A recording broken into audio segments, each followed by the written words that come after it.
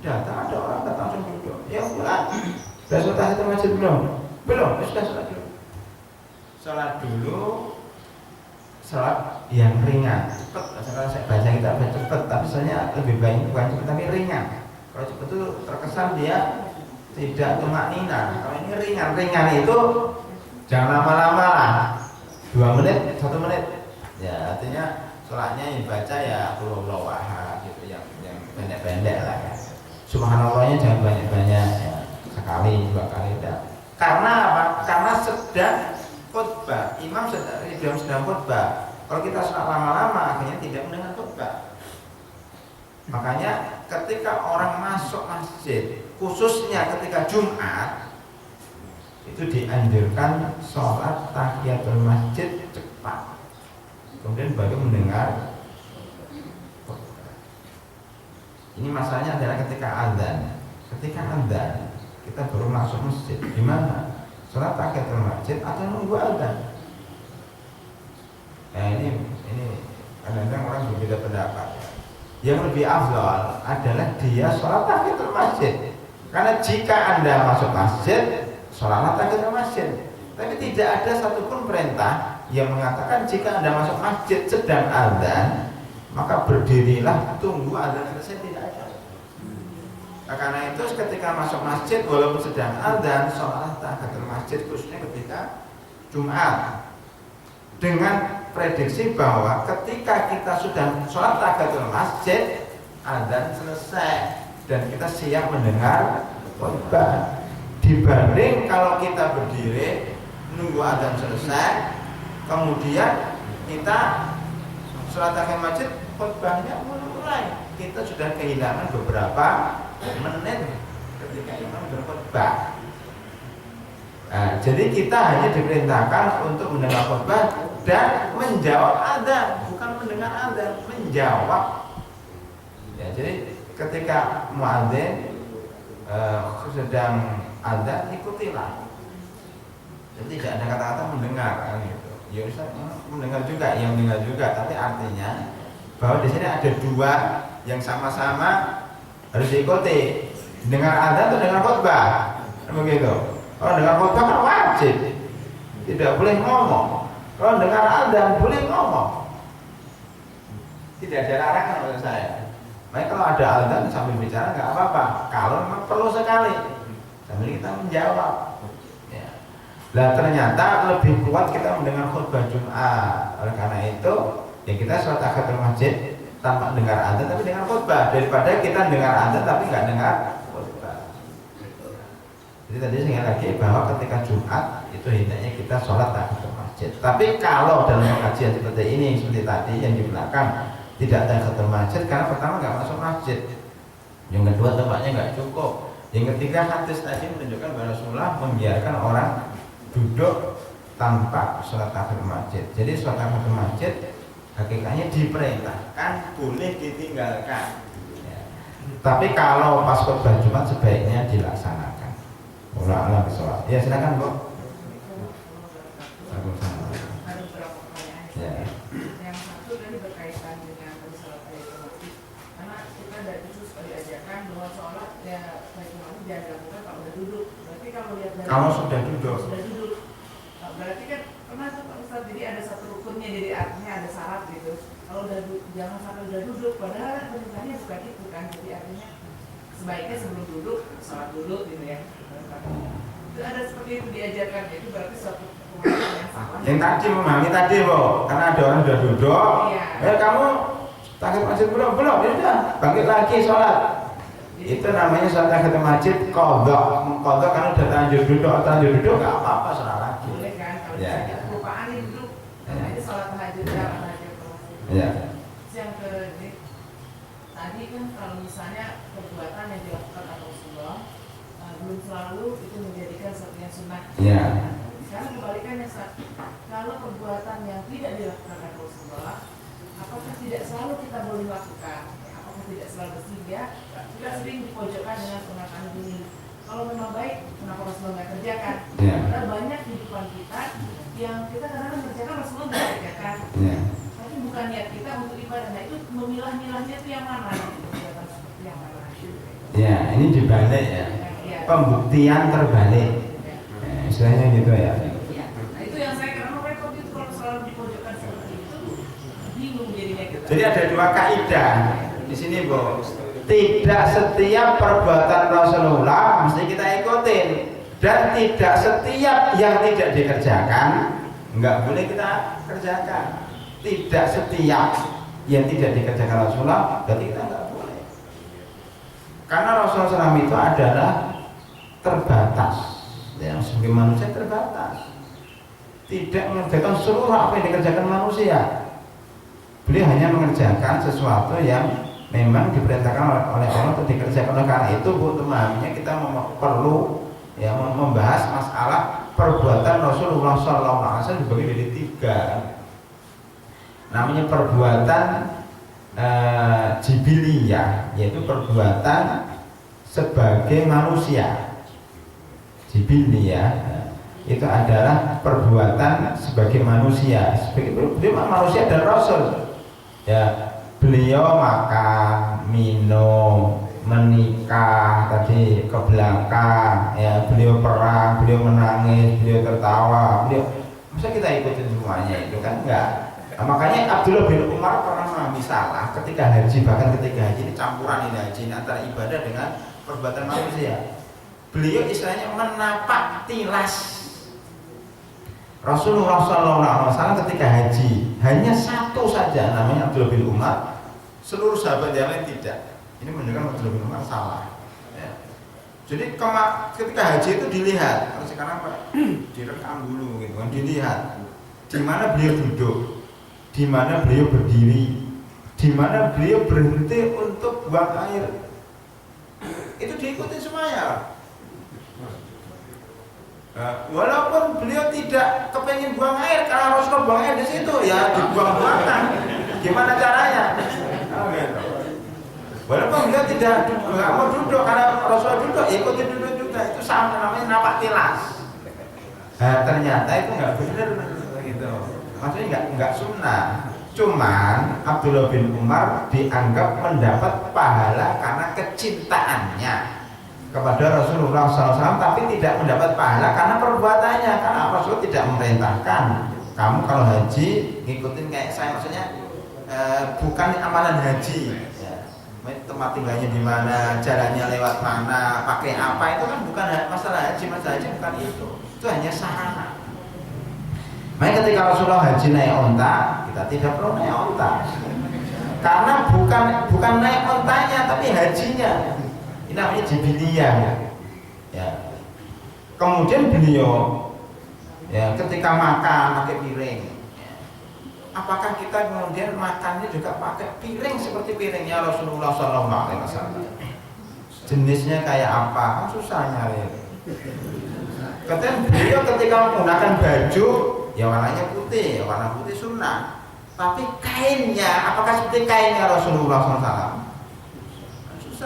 Bentuknya, motifnya, kantongnya di mana, panjang pendeknya, kok masuk sama? Kasihanlah yang badannya beda dengan Rasulullah. Gimana itu? Ukurannya harus sama. Nah itu adalah satu kaprah seperti itu. Jadi yang di apa itu bukan jibiliyahnya sebagai manusia, itu bukan. Yang kedua, perbuatan yang itu khusus Rasulullah SAW. Ini tidak boleh, bahkan dilarang untuk dikerjakan. Seperti menikah lebih daripada 4, ini khusus beliau, yang lain tidak boleh. Lah yang ketiga ini yang baru kita ikuti, perbuatan yang menunjukkan itu sunnah dan diperintahkan untuk mengikutinya ya, seperti sholat, seperti haji, ibadah haji dan seterusnya. Ini 3, ini kalau kita pahami insya Allah kita akan paham. Kemudian yang terakhir, tadi pertanyaannya, apakah yang tidak dikerjakan Rasulullah nggak boleh kita kerjakan dalam masalah apa dulu, Bu? Misalnya berdoa gitu ya, doa amalia sehari-hari. Ya. Itu kadang-kadang ada saya nggak boleh baca ini lagi dulu gitu. Padahal artinya ya bagus aja nggak ada pertentangan dengan tauhid dan sebagainya, dan dia memang bisa doa makan gitu ya, atau baca surah Al-Qur'an setelah sholat, suruh baca Quran, asal itu tidak dianggap wajib gitu kan, atau dianggap sunnah, boleh nggak kita mengerjakannya? Ya, seperti kalau dalam masalah doa, doa itu kan umum. Yang penting itu berdoa dengan apa saja. Boleh pakai bahasa Indonesia, ya kan? Misalnya ceramah ini, memangnya Rasulullah pernah ceramah pakai bahasa Indonesia? Enggak. Dan kemudian ceramah ada tanya lagi, ada makanan, enggak pernah dikerjakan Rasulullah. Tapi enggak apa-apa, yang penting itu ceramahnya itu, menyampaikan Islamnya itu, intinya bukan bahasanya, bukan. Maka sampai khutbah Jumat pun ada sebagian mengatakan khutbah Jumat harus pakai bahasa Arab. Sampai sekarang ada sebagian seperti itu, enggak. Yang penting khutbah, enggak harus pakai bahasa Arab. Rasulullah enggak pernah pakai bahasa Indonesia. Doa juga begitu, Bu. Doa itu yang penting berdoa pakai bahasa Indonesia, bahasa Jawa dan seterusnya boleh. Memang kalau doa disunahkan yang menggunakan doa Al-Quran dan sunnah, itu sunnahnya. Kalau nggak bisa hafal, boleh pakai bahasa Indonesia. Jadi begitu, dan boleh doa apa saja, ya, itu boleh. Tapi sebaiknya menggunakan doa-doa Quran dan sunnah karena itu doanya praktis, kemudian sedikit tapi berbobot. Nah, itu saja. Misalnya baca Quran, misalnya sebelum taklim, sebelum akikah, itu kan suka baca Quran. Ya, namanya kategorinya kemana? Begini, jadi begini, namanya sebelum kita mulai, mari kita baca Al-Fatihah. Bismillahirrahmanirrahim. Kenapa kita nggak pernah dengar namanya bacalah An-Nas, Qur'anul Jinnas? Kenapa nggak pernah gitu? Atau baca surat Ar-Rum, tapi kok Fatihah terus? Ini juga bermasalahnya begini. Permasalahannya adalah masyarakat kadang-kadang memahami itu wajib, Bu. Karena terus-menerus seperti itu. Sering baca surat Yasin lah, taruhlah. Kan nggak apa-apa, ya memang nggak apa-apa baca surat Yasin. Tapi kalau terus-menerus seperti itu dan dianggap itu wajib, ketika orang baca surat Tabarok atau surat apalah ya, surat yang lain, surat Al-Ankabut atau surat Al-A'raf, surat Al-Baqarah dikatakan loh, kok baca surat Al-Baqarah? Nah ini kan. Jadi dia mengingkari, dikira kalau nggak baca surat Yasin itu berarti salah. Nah ini yang berbahaya, dianggap wajib ini. Kalau dia mau baca Al-Quran surat Yasin boleh saja, tapi jangan terus menerus, satu. Yang kedua, itu jangan waktu khusus. Ya kadang-kadang malam Selasa, Kliwon, ya. Kadang-kadang malam Rebo, kadang-kadang jangan malam Jumat terus. Kalau malam Jumat terus jadi bermasalah. Nah jadi batasannya seperti itu. Jangan sampai kita mengerjakan sesuatu yang belum diajarkan tapi menganggap itu wajib. Tapi kalau faktor kebetulan seperti ini, pengajiannya kok setiap minggu ketiga, mana dalilnya katanya? Nah, mungkin pertanyaan sama, Bu. Kalau kita menganggap iya karena minggu ketiga itu penuh berkah, nah itu bid'ah, Bu. Tapi kalau kita nggak kebetulan jadwal saya minggu ketiga dan hari minggu itu bukan libur, jadi nggak di hari lain, nah itu boleh. Jadi faktor kebetulan, faktor dunia bukan faktor akhirat, itu dibolehkan. Apa saja, doa, baca Quran, ya. Jadi sebelum pengajian baca Quran dulu. Bisa saja di sini kita buat suatu sistem sebelum pengajian baca Quran. Boleh, makanya baca surat apa, urut gitu. Tapi tujuannya dunia, bukan akhirat. Dan jangan surat itu saja terus, Bu. Ganti-ganti dari awal sampai akhir itu boleh. Ya dengan keyakinan itu bukan sunnah, tapi sekedar untuk mengajari jamaah. Boleh. Biasanya ketika pernikahan ke Ar-Rahman gimana, Tat? Kok Ar-Rahman terus nanti Ar-Rahim lah gantian. Kalau Ar-Rahman terus itu sudah nggak benar itu. Ar-Rahman jadi karena kaitan di itu ayat dengan tapi nggak ada itu. Justru di Ar-Rum itu. Lah kayak gitu-gitu. Kenapa Ar-Rahman? Karena ada terkait dengan pernikahan. Nah, ini nggak benar nih. Ya kalau Ar-Rum 21 kan sebelum pernikahan itu kan juga. Ya. Boleh aja kan gitu artinya. Iya, tapi artinya jangan Ar-Rahman terus ganti-gantian. Kalau kita ingin memahami sama masyarakat, dipilih dari Al-Baqarah sampai An-Nas. Sehingga kalau orang ikuti pernikahan setiap hari, dia akan khatam Al-Quran. Besar kalau anak nikah itu kan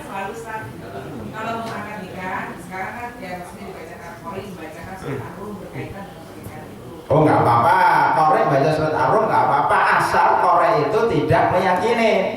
Mesti kalau sebelum nikah baca itu. Maka sekali-kali korek jangan baca itu, baca surat yang lain untuk agar masyarakat itu tidak meyakini itu saja.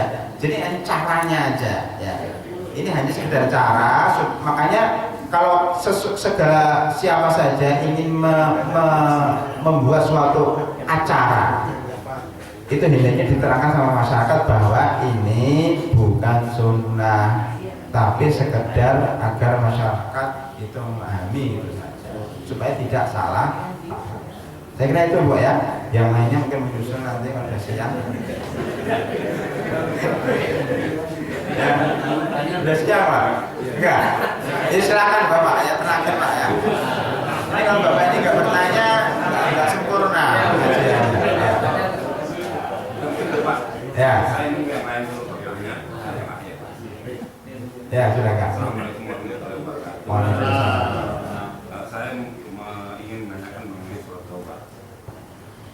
Surat taubat itu apakah kita apabila kita bersalah kepada seseorang, terus kita bertobat kepada, apakah itu langsung diterima atau sebelumnya kita meminta maaf kepada seseorang? Ya. Misalnya orang itu pernah difitnah oleh si A. Ya. Terus si A itu langsung surat taubat tadi belum menceritakan kepada saya bahwa saya pernah memfitnah Anda, maafkan saya. Terus yang terus terkait dengan waktu sholat taubat tadi saya mengatakan boleh setelah sholat subuh. Padahal sholat subuh kan tidak ada sholat, tidak boleh sholat sunnah. Ya. Terus yang kedua ini masalah tadi sholat tasbih. Apakah sholat tasbih itu setiap gerakan atau setiap rukuk kita membaca tasbihnya setelah membaca doa ruku atau doa sujud, atau sebelum membaca doa ruku kita sebelum membaca doa Ya. ruku? Terima kasih Pak. Yang pertama masalah sholat taubat. Taubat gini Pak, taubat itu ada dua, taubat karena kesalahan kepada Allah dan taubat karena kesalahan kepada manusia. Kalau taubat karena kesalahan kepada Allah cukup dia sholat taubat. Tapi kalau kita punya kesalahan sama orang, punya utang, ya, pernah mukul, pernah mencaci maki, kita harus minta maaf dulu dan harus mengembalikan utangnya. Saya pernah di SMS Pak, ya, ini ada orang yang punya tuyul, ya, pernah SMS sama saya, Ustadz, saya dulu punya tuyul banyak, ya, saya mencuri, uang banyak sekali, sekarang saya sudah taubat. Diterima nggak tobat saya katanya? Saya katakan kembalikan uang itu kepada yang punya. Ya. Dia mengatakan, wah nggak tahu Pak, karena yang nyuri tuyul bukan saya katanya. Jadi uangnya itu nyetor aja ke dia, ada aja di tempat dia. Nah, jadi namanya dia berat kembalikan. Dia sudah kembalikan yang kira-kira kamu infakkanlah kepada di masjid atau di mana dengan niat membalikan uang itu, diniatkan ini untuk orang yang dicuri tadi, tapi dia juga berat, namanya dia tobatnya belum sempurna ya. Jadi kalau kita punya utang harus dikembalikan, kalau kita mencuri harus dikembalikan juga, kalau kita korupsi kembalikan uangnya, baru tobat kepada Allah. Kalau belum dikembalikan nggak diterima oleh Allah Subhanahu Wa Taala, kecuali kalau haknya itu diikhlaskan oleh orang tersebut, seperti utang. Kemudian waktunya habis sholat subuh tadi kita terangkan itu karena ada alasan taubat, sholat yang ada hubungannya dengan taubat. Jadi bukan sholat mutlak, jadi dibolehkan. Yang kedua masalah sholat tasbih. Tadi dia katakan sholat tasbih itu kalau sujud, rukuk itu membaca tasbih, karena rukuk dan sujud sendiri baca tasbih Pak. Jadi tidak perlu membaca doa sujud dan rukuk, kan sama subhana rabbiyal azim, subhana rabbiyal a'la. Dan ini kan sudah ada subhanallah walhamdulillah wala ilaha illallah wallahu akbar 10 kali, sudah ada subhanallah. Kalau dulu antara sujud Pak Ustaz? Ya? Dulu antara dua sujud. Duduk antara dua sujud kan Allahumma ighfirli warhamni wajburni wahdini warzuqni. Itu juga kalau di sini tadi itu tidak pakai doa duduk antara dua sujud. Jadi begini, doa-doa itu menurut sebagian ulama sunnah Pak. Jadi kalau waktu sujud diem itu sudah sah, duduk diem sah. Maka tadi yang diperintahkan adalah Al-Fatihah dan surat saja, yang lain itu sudah diganti dengan tasbih. Yang penting orang itu kalau duduk sujud itu tasbih selesai, tidak harus baca. Makanya kalau ibu-ibu dan sebagainya, kalau ketika sujud sama duduk nggak tahu bacaannya, baca aja subhanallah subhanallah udah sah. Jadi itu sudah pengganti daripada doa rukuk, doa sujud, dan doa duduk antara dua sujud. Wallahu a'lam bishawab. Subhanakallahumma bihamdika asyhadu an la ilaha illa anta astaghfiruka wa atubu ilaik. Assalamualaikum warahmatullahi wabarakatuh.